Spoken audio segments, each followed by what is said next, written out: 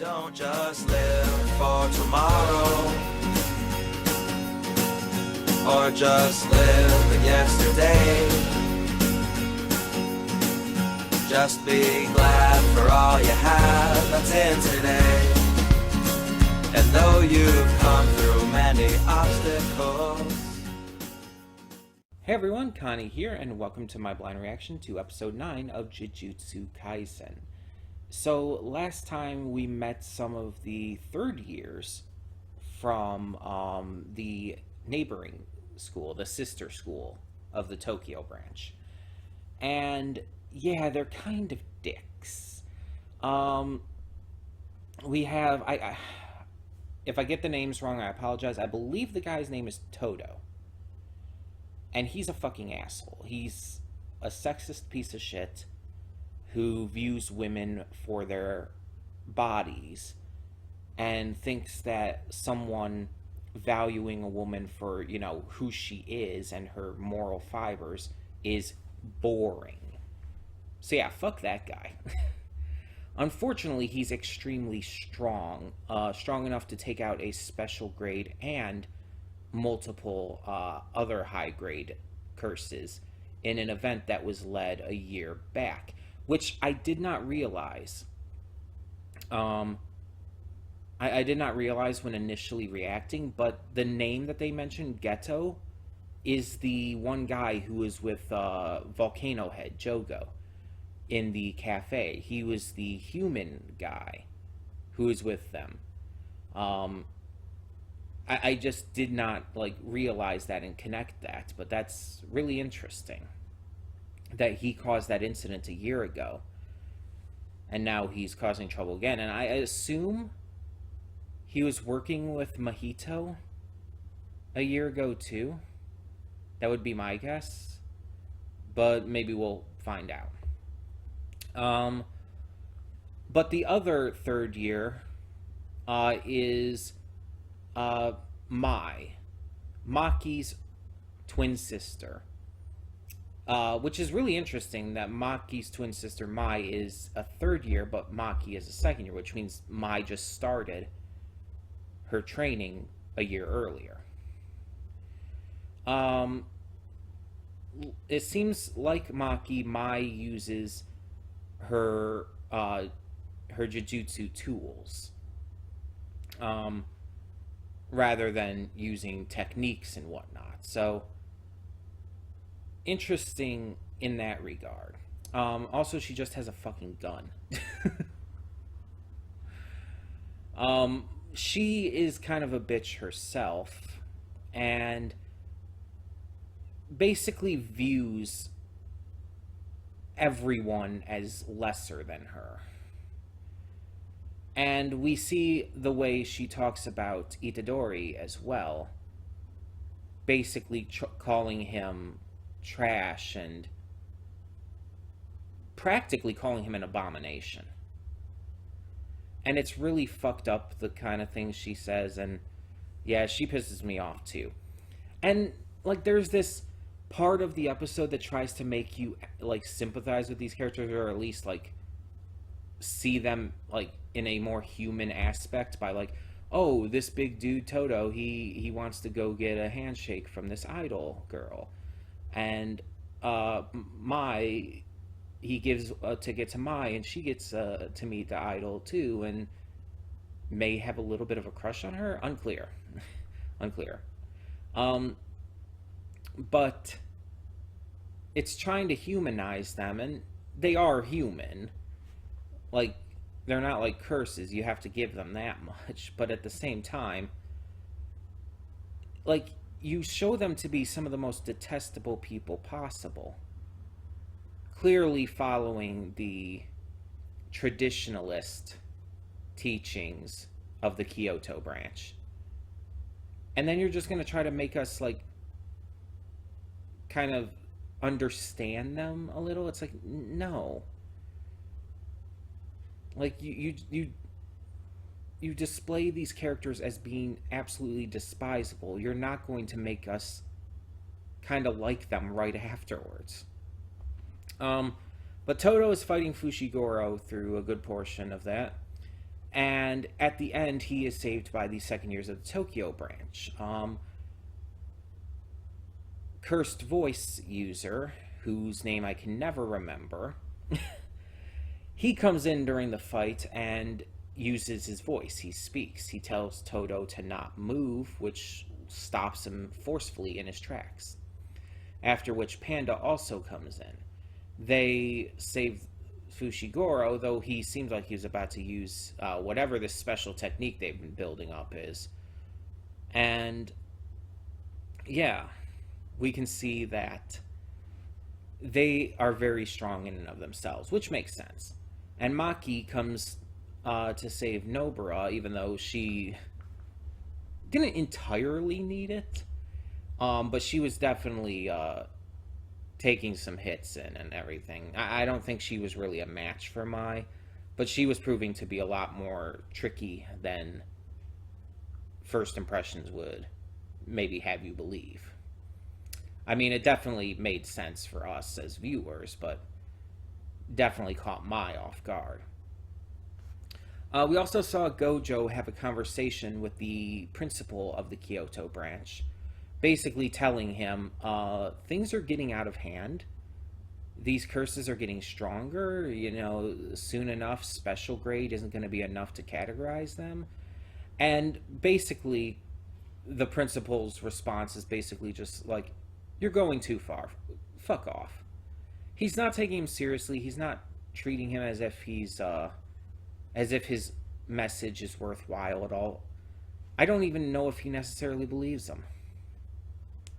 It's kind of messed up, but it's kind of the point. It's what it's trying to tell us about the traditionalists of the teachings and the Kyoto branch.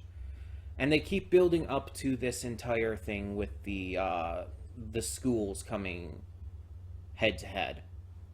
There's also this other stuff in the episode, such as these two high school boys who are violently disfigured and murdered in this theater by Mahito.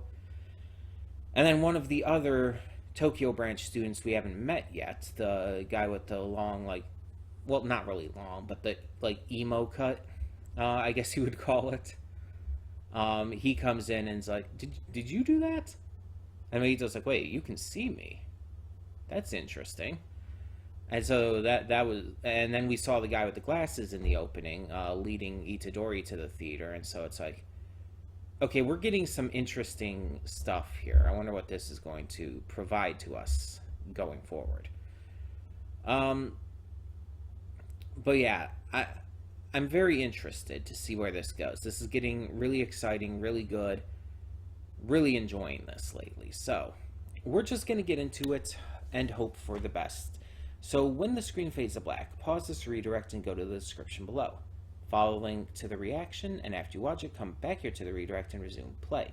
Because after it fades black, then it fades back in, everything from that point forward will be my afterthoughts and will contain spoilers to the episode. So, that being said, thank you so much for tuning in, and I will see you at the reaction.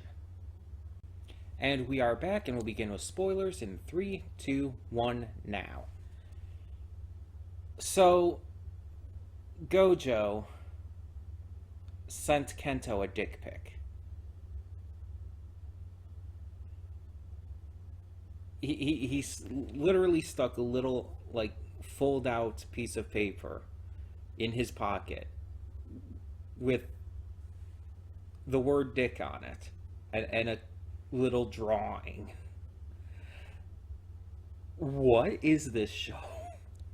I know that's a Jujutsu. I know it's just this little ridiculous comedy bit at the end of the episode, but still, the fuck. But yeah, so this episode introduces us to two new characters, notably, who I guess technically one of them appeared last episode, and that would be Kento Nanami. Kento is a Jujutsu sorcerer who seems very apathetic towards the job. He's only doing it because it's the better of choices between that and just working for a living. And he acknowledges Gojo and his skills, doesn't respect him but acknowledges him. And that's why he's decided to come in and help Itadori out in this case. So he and Itadori start working on, like, trying to figure everything out with what went on in the theater with those 3 high school boys who were heavily disfigured. And of course, we know from the end of last episode that it was Mahito. And we saw this new kid, Junpei, confront him at the end of last episode. So yeah, both were at the end of last episode. And Junpei apparently is joining forces with him, it seems. But which makes it interesting, because, again, Junpei's in the opening with Itadori. And so I'm thinking maybe Itadori and Ijichi now, when they are following him and confronting him and everything, maybe eventually he's going to join forces with them and join the school. So, becoming a new first year? I don't know. We'll have to see. But he definitely seems to be siding with Mahito right now because he seems to have these dark thoughts about humanity due to the fact that we see that he's bullied, and he just seems to hate humanity and says that if he could press a button and wipe out everyone except himself, he'd do it in a heartbeat. And it's like, everybody has dark thoughts like these. I've talked about this before, but everybody has thought about like someone bad, someone who has a negative influence on their life or whatnot, or is just a bad person. They've thought like, oh, it would be better off if, I could just kill them. Everyone has those thoughts, but the thing is, most people, the vast majority of people, don't act on them because that would be wrong. But everybody kind of has those thoughts every now and again. And again, it's usually with people that you can't stand, usually with people who are like bullying you or attacking you and whatnot. It's usually in situations like that and with people like that. Not always, but most of the time. And yeah, it's just, most people don't act on that, but we're seeing here that he might be one to do so. He seems to have a lot of darkness in him, and I don't entirely trust that he'll keep his hands clean during this entire ordeal. We'll have to see. But we also get an interesting little bit with some artificially created curses. We see Itadori and Kento take on a couple of curses, and then it's found out when they're about to kill them that these curses used to be human, that they were transformed into this state, disfigured by an outside source, which is very easy to tell it's Mahito. Because they basically look like more complete forms of what he did to those high school kids. Because he messed up their faces and like just completely fucked up their appearances up, but not to as heavy a degree. And so it looks like these 2 artificial curses are like the perfected form of that. So instead of just blatantly killing them any further, Kento and Itadori take them back to the morgue and have the lady do some research and confirm for them what they knew. And this gets Itadori pissed. Because of his empathy, he gets really angry, like really legitimately angry, but also genuinely upset by the fact that these were humans at one point. Like, he looks like he's on the verge of puking, honestly. And I don't blame him. That's extremely horrifically disgusting. So he definitely has the right attitude and everything there. So yeah, it was a really interesting one, and I'm very excited to see where this goes next, because we're still covering this topic at the moment. I guess this is just, you could say, the current arc, in a way, while we lead up to the school event. So I wonder when that's all going to come to a head, when we're going to have the reuniting of Itadori and the other two. I'm still unsure, by the way, if we're going to take a break in this series or if we're going to continue straight on. I have not decided yet, but obviously a decision will be made before we get to episode 12, because that's halfway through. But I don't know quite yet.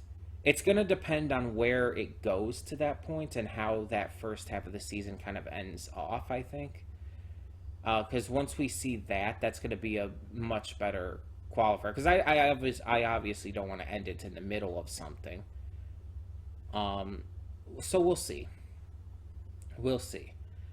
In the meantime, tell me in the comments below, what did you think of this episode of Jujutsu Kaisen? What did you think of the new characters we were introduced to? Let me know all of that and more down in the comments below, and thank you so much for tuning in. For now, I'm Connie, and I'm signing off. See y'all next time.